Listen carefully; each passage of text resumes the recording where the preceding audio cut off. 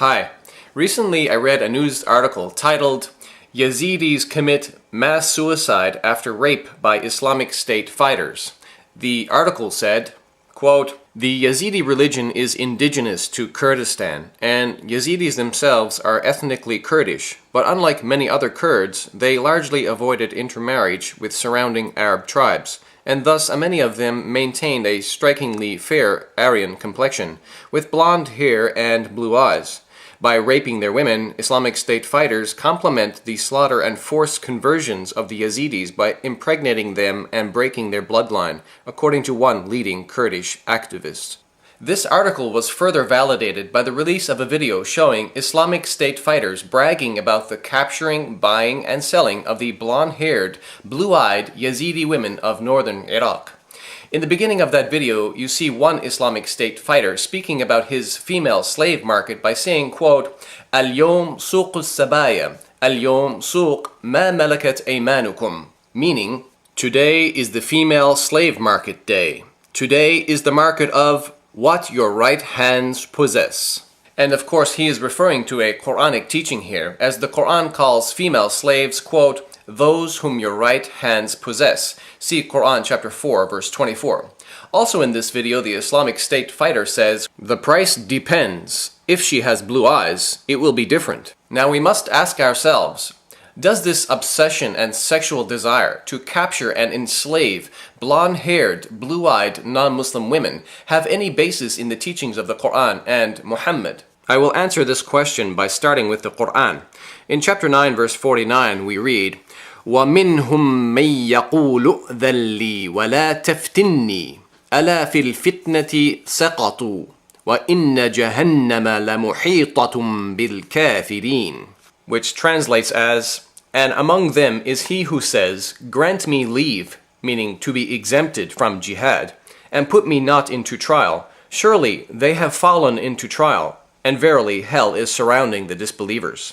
Now, in order for us to understand the historical context of this Quranic revelation, we first need to turn to the tafsir or exegesis literature for an official Islamic commentary on the Quran. In the popular and widely used tafsir Al-Tabari, it says the following about Quran chapter 9 verse 49. وَذَكَرَ أَنَّ هَذِهِ الْآيَةِ نَزَلَتْ فِي الْجَدِّ بْنِ قَيْسٍ. It was mentioned that this verse was revealed regarding a man named Al-Jadd ibn Qais. Who was he? Well, he was a man who did not want to go out and fight jihad for Muhammad, and he asked to be exempted from that duty.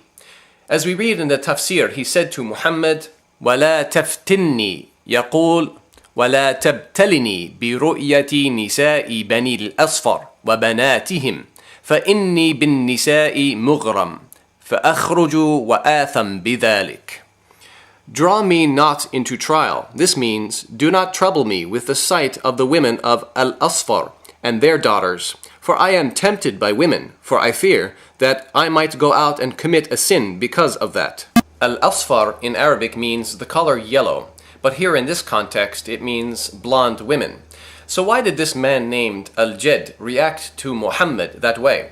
Well, the answer is, Muhammad was enticing his men to go out and fight jihad by promising them blonde female slaves, as we read in the tafsir, عن مجاهد في قول الله إئذن لنا ولا تفتني قال رسول الله اغزوا تبوك تغنموا بنات الأصفر والنساء الروم فقال الجد إئذن لنا ولا تفتنا بالنساء.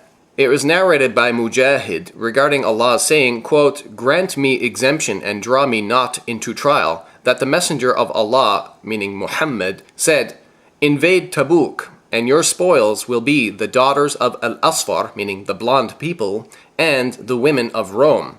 So Al-Jadd replied, "Grant us exemption and draw us not into trial with women."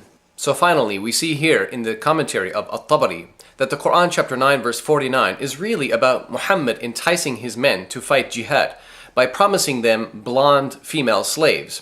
And according to Al-Jadd, Muhammad's enticing was leading him towards temptation to sin. So, if you're a Muslim or if you're thinking of converting to Islam, I would like to ask you, do you think that Muhammad's enticement is acceptable? Look, you can claim that the Islamic State does not represent true Islam, And you can dismiss and ignore any Islamic State fighter who refers to white women like they are objects for sale. But can you dismiss and ignore Muhammad, who, according to the Islamic sources, also spoke about these women in a similar fashion? Thank you for watching.